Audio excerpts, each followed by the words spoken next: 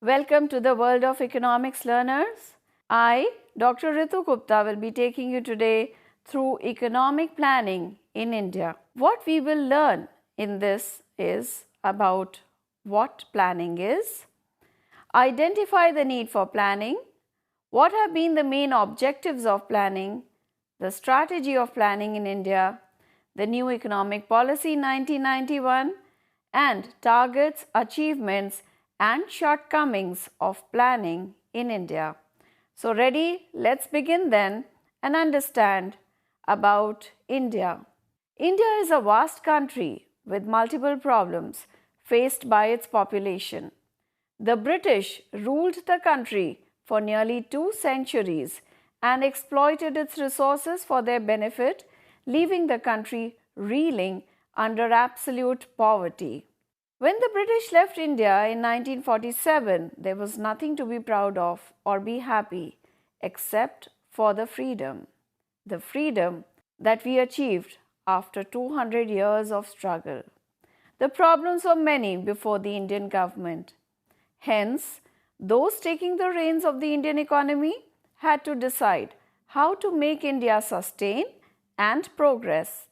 Planning for growth was resorted to.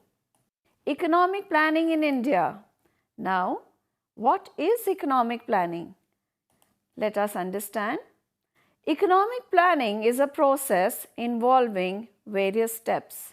These are, first and foremost, preparing a list of the problems facing the economy. Secondly, rearranging the list on the basis of priority. The top priority issue which needs to be addressed immediately should be placed at number 1 and so on. The third step is to identify the problems which are to be solved in the immediate short run and the other problems which are to be addressed over the long period. The fourth step is fixing a target to achieve the desired goal. The target could be a specified time period within which the problem must be solved.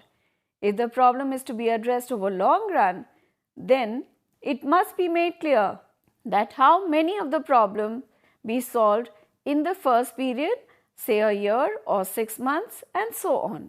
Secondly, the target should be a certain quantity to be achieved.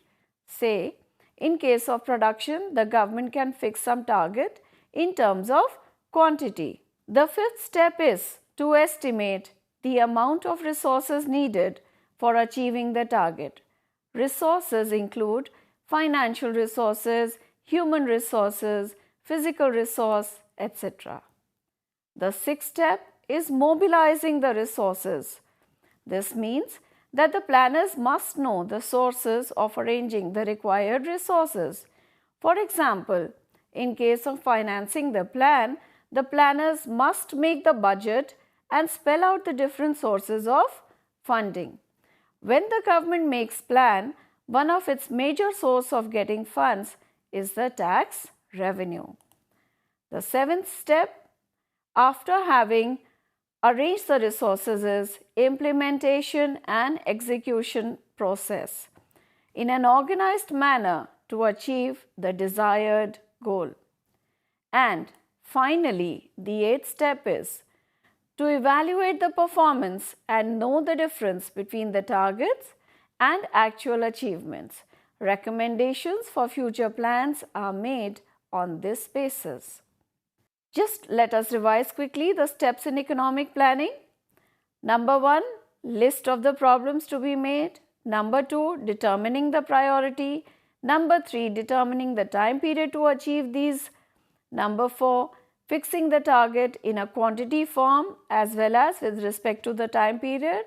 Fifth, knowing the resources required. Sixth, mobilizing the resources. 7, implementation and execution of the plan. And 8th, evaluation and suggestions.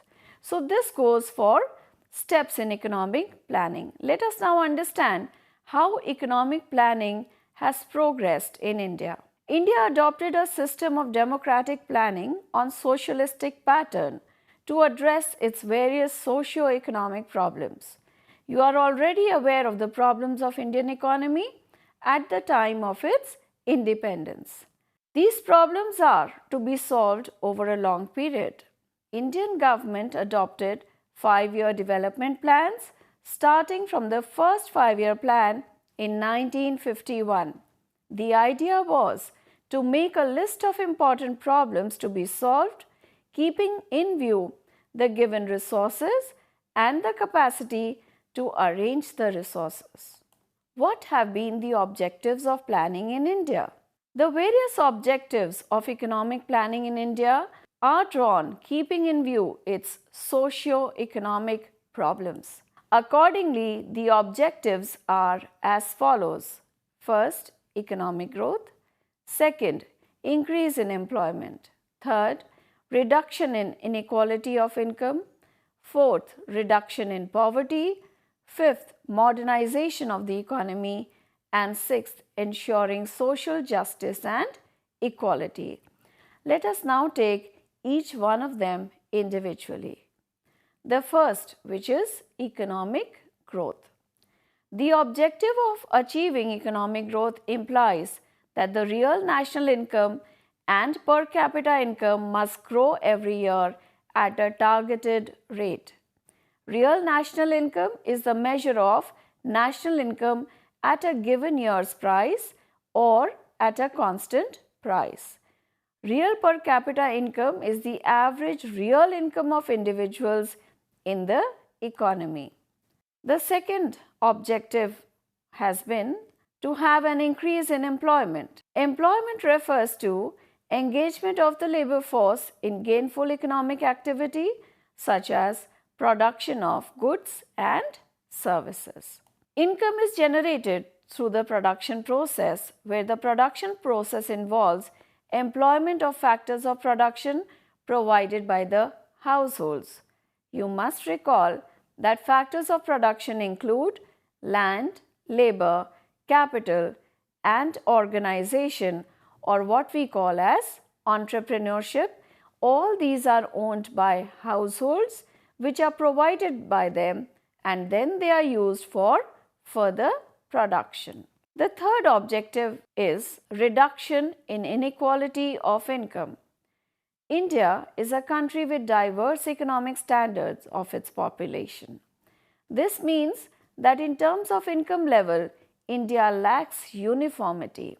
A large section of India's population belong to lower income group and termed as poor, whereas a very few are very rich with very high levels of income. Income disparity is definitely a major concern of the planners. From a social angle, women are the worst affected in terms of income standard, irrespective of their caste or religion. The fourth objective has been reduction in poverty. At the time of independence, more than 50% of India's population was poor. By the year 2014, nearly 27% of India's population was under poverty as per our government's estimates. Poverty, let us recall, is measured on the basis of poverty line, which is calculated as money income required to provide each person in a family with minimum desirable nutrition. Do you remember this nutrition standard? Yes, it has been fixed as 2,400 kilocalories in rural areas and 2,100 kilocalories in urban areas. Let us now understand the fifth objective, which is modernization of the economy. India has been a country of continuous exploitation by foreign powers such as the Mughals, who ruled for more than 200 years, and the British, who also ruled the country for nearly 200 years more. The British in particular left the country in dire poverty and underdevelopment when they handed over power to the Indian government in 1947. The sixth objective is ensuring social justice and equity. Indian planning also aims at achieving a socialistic pattern of society. It can be achieved by ensuring social justice and equity to its population. In fact, all the objectives said above are necessary to achieve this one objective of social justice. So, if we achieve the first five, we automatically achieve the sixth objective. Let us now understand the need for planning. A major part of the question about need for planning has been answered in the meaning of planning itself, as we have discussed this earlier. Planning involves various steps for effective implementation and execution, while the number of problems facing the Indian economy are too many. Each problem is complex in nature and cannot be solved in a short period. It needs a large amount of time and resources. For example, take the problem of poverty. There is no one method by which this problem can be solved immediately. The government must collect data to know the number of people affected by poverty and the nature of poverty. We need to understand the strategy for planning. What does this strategy mean? The strategy of planning. It means the exact manner by which we will tackle the problem. By strategy, we mean the use of correct approach or method or formula for achieving the target under planning. In the first plan period of 1951 to 56, no specific strategy was adopted during this time.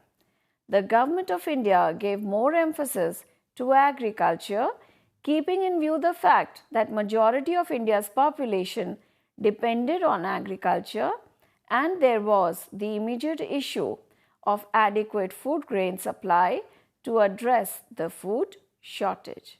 But was this enough? No. Later, it was realized that the Indian economy was to grow at a fast pace.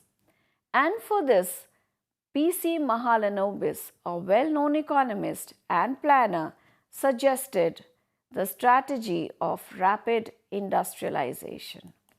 Hence, rapid industrialization was resorted to. What has been the justification for the strategy of industrialization? India's population has been over-dependent on agriculture, resulting in crowding of rural areas, pressure on land, fragmentation of landholding, underemployment and unemployment with fixed amount of land available for cultivation. More population makes the amount of per capita availability of land very small or nearly nil. The second justification of industrialization is that industries generate more jobs than agricultural activities. So, industrialization will overcome unemployment. The third justification for industrialization is necessary for the growth of agriculture itself. That is, industrialization is necessary for the growth of agriculture itself. Industries use raw materials from agriculture and agriculture needs industrial equipment and machinery such as pump set, tractors, electricity, etc. So both are interdependent. The fourth justification is that establishment of basic and heavy industries must be given priority within industrialization. Examples of basic and heavy industries are iron and steel, aluminium, heavy chemicals, heavy electrical, etc. These are capital goods industries, and we all know that capital goods are needed for growth in the short as well as the long run. Besides heavy and basic industries, Indian government has also placed emphasis on developing the micro, small and medium industries. These industries are defined on the basis of investment limit and can be established by private individuals. Say an investment of 5 crores or more, make an industry a large-scale industry, and so on.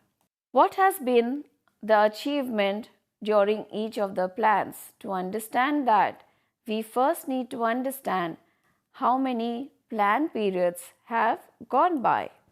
The 5-year plans we have had so far, as the slide shows, have been 12 already.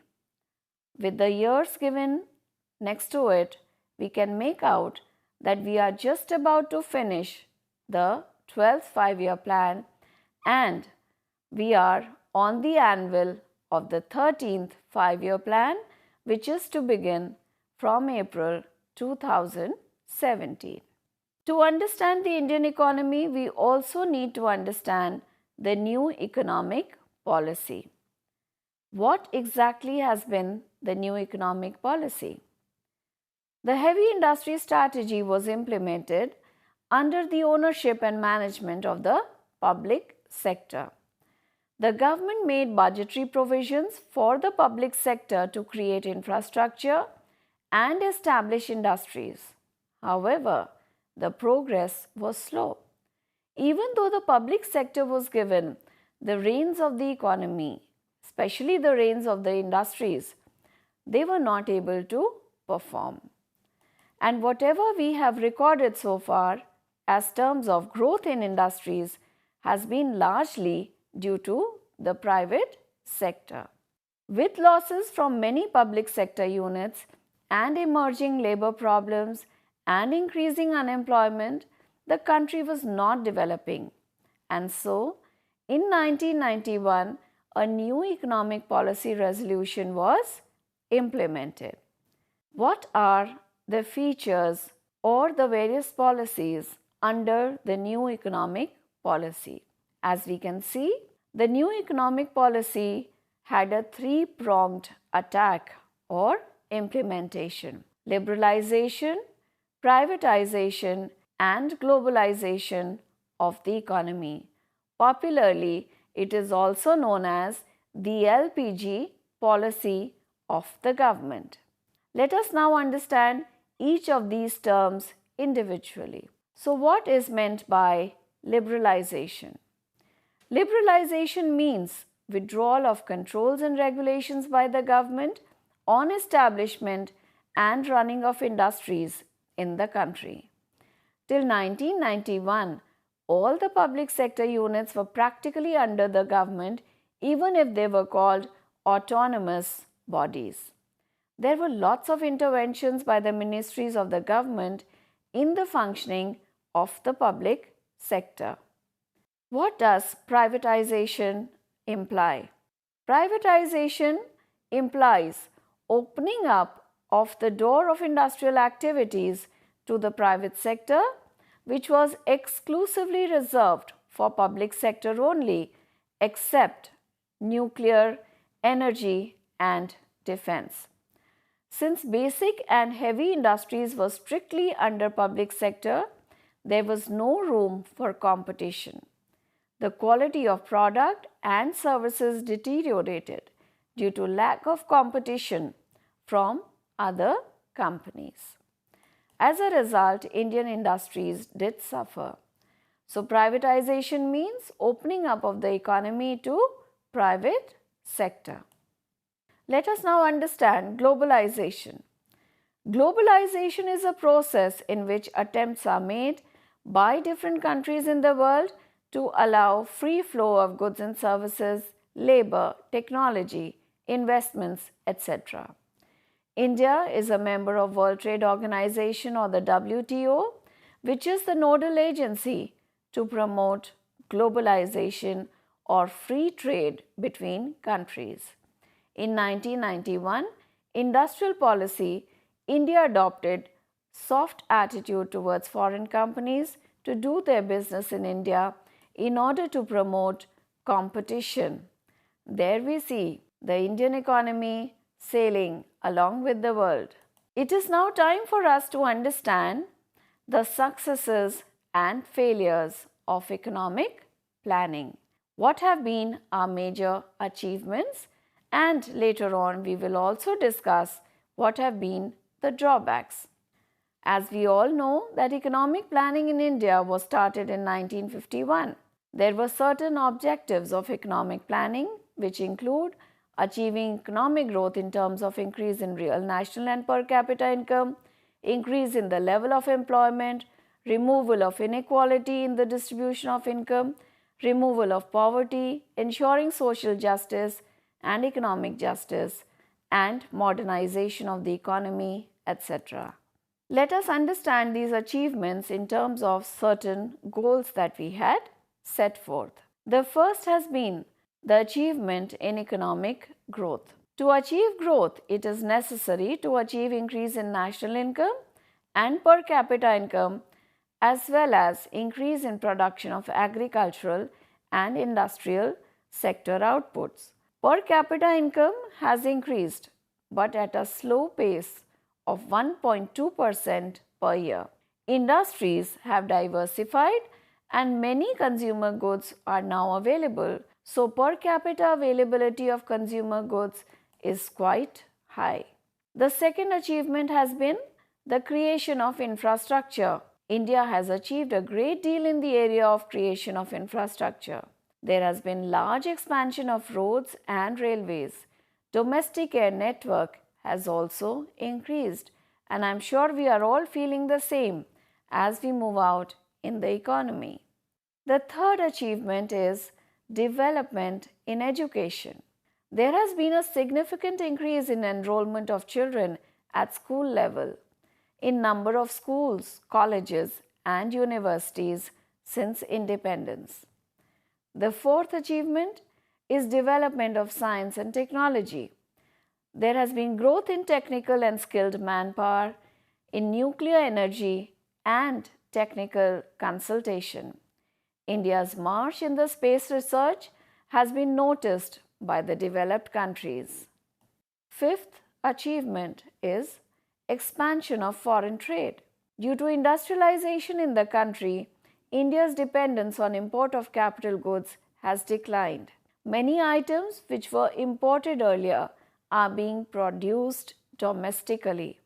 This is considerable improvement in our exports as well as in imports. And let us also understand the drawbacks. The first is failure to remove poverty and inequality completely. Yes, there has been a decline, but still poverty and inequality exist. Even after more than 60 years of planning, India has not been able to remove poverty completely. More than 240 million people are still under absolute poverty, according to official estimates. The situation is worse in rural areas. Many anti-poverty measures are there, but they have not been successful. The second drawback or failure of planning has been the problem of unemployment still persists. In spite of growth in income and output, India's employment situation has not improved much. Due to faster growth of population and labor force, the situation has worsened further.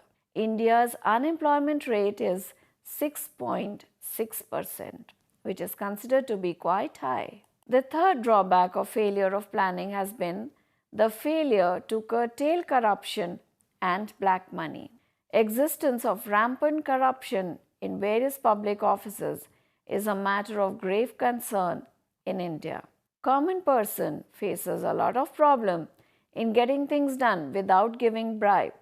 In fact, corruption has become a major political issue in elections as well. So here goes for successes and failures. Let us quickly go through what we have learnt about planning in India in this session. We firstly understood what is planning. Secondly, we identified the need for planning.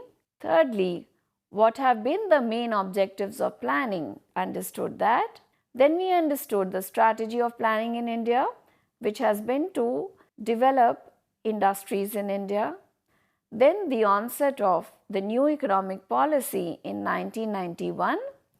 We have discussed achievements and shortcomings of planning in India in terms of the targets. I hope you have thoroughly enjoyed this topic and will be able to fare well in any exam that you appear for regarding the Indian economy. Thank you and all the best. Dr. Ritu Gupta wishes you good luck and goodbye.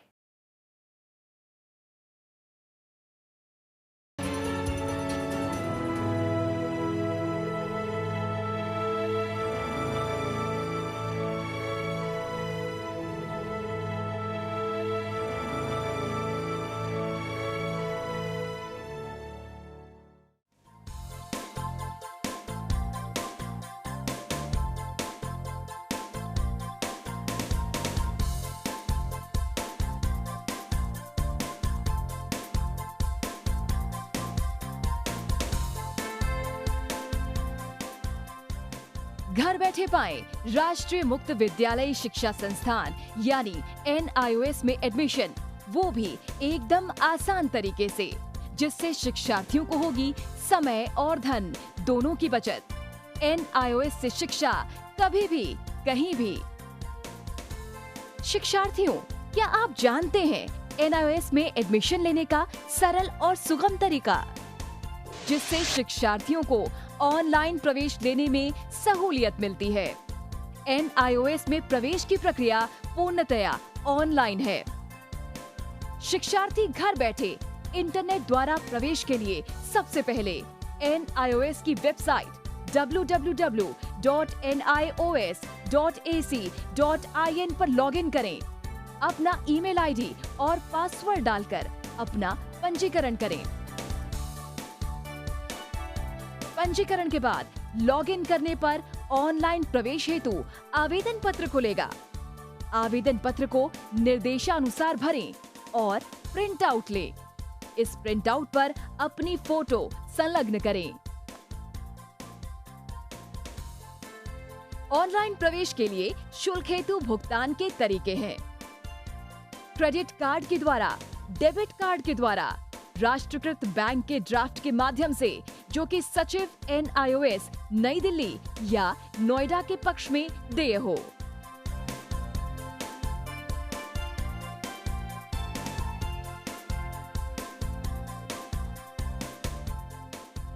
भरे हुए आवेदन पत्र के साथ साथ demand draft और संलग्न किए जाने वाले दस्तावेज हैं: जन्म रजिस्ट्रार के जिला कार्यालय से जारी जन्म प्रमाण पत्र की सत्यापित प्रति, जिसमें जन्म तिथि अंकित हो, पिछले विद्यालय से प्राप्त विद्यालय छोड़ने का प्रमाण पत्र, जिसमें आवेदक की जन्म तिथि लिखी हो।